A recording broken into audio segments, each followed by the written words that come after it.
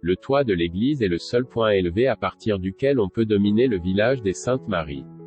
À partir de photos prises en 1917 et en 2020, nous pouvons observer l'évolution du village à un siècle de distance. Cette photo colorisée a été prise depuis le toit de l'église le 23 mai 1917. Sur la gauche on distingue les montilles du cordon dunaire qui surplombent la plage. À cette époque, il n'y avait pas de construction en bord de mer. Sur la mer, on aperçoit 4 barques de pêche que l'on appelait des bêtes ou béteaux. Ce sont ces barques catalanes que Van Gogh a peint en juin 1888 sur plusieurs toiles qu'il a réalisées aux Saintes-Maries. Le célèbre tableau de Van Gogh intitulé « Bateau de pêche sur la plage des Saintes-Maries ».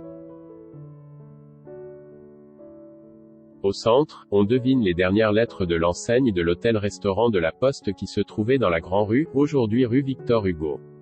C'est là que Van Gogh a pris pension du 10 au 16 juin 1888.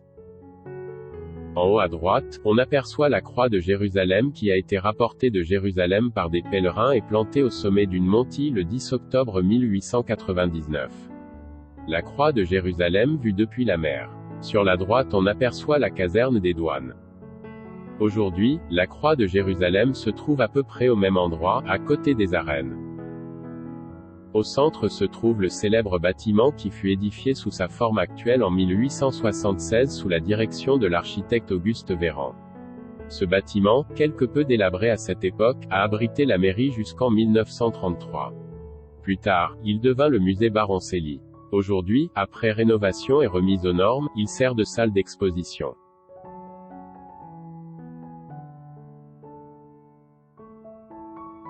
En superposant les photos de 1917 et 2020, on constate que la structure du centre du village n'a pas évolué. En revanche, l'urbanisation s'est développée en bord de mer où les montilles ont disparu.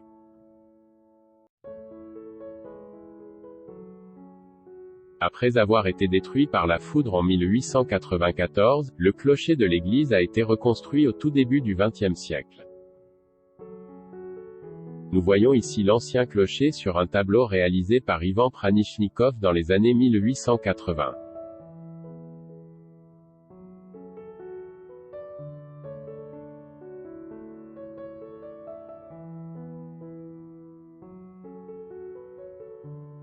La cloche de droite a été installée en 1946 et celle du haut en 1984.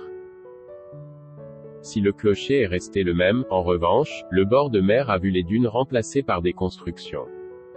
Au sud-est du village, la zone n'est pas encore urbanisée.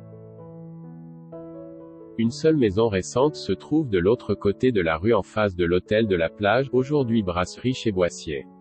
Cette maison existe toujours. Elle sert d'annexe à la poste. Comme on peut le voir sur la vue aérienne, le quartier est aujourd'hui entièrement urbanisé.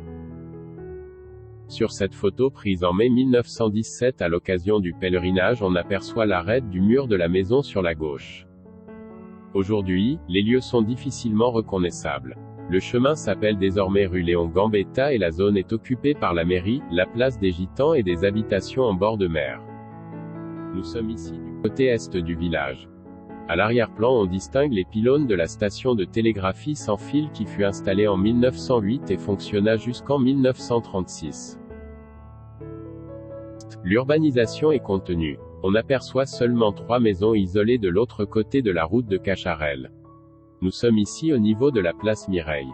Ces 3 maisons sont toujours là aujourd'hui. Ici, le restaurant La Bodega. Cette maison est l'ancien siège du syndicat des gens de mer. On voit toujours le bas-relief sur la façade qui représente une ancre.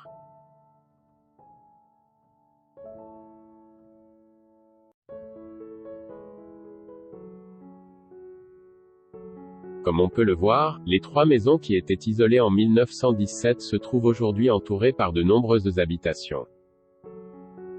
Aujourd'hui, l'urbanisation a gagné la partie est du village pratiquement jusqu'aux étangs.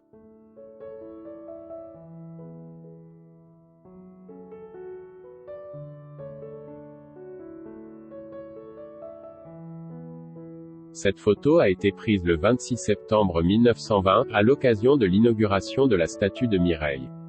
Sur la droite, nous reconnaissons le bâtiment de la gendarmerie. Au fond, nous devinons la foule qui s'est rassemblée place Mireille pour l'inauguration. Nous sommes route d'Arles et aujourd'hui, le décor a bien changé.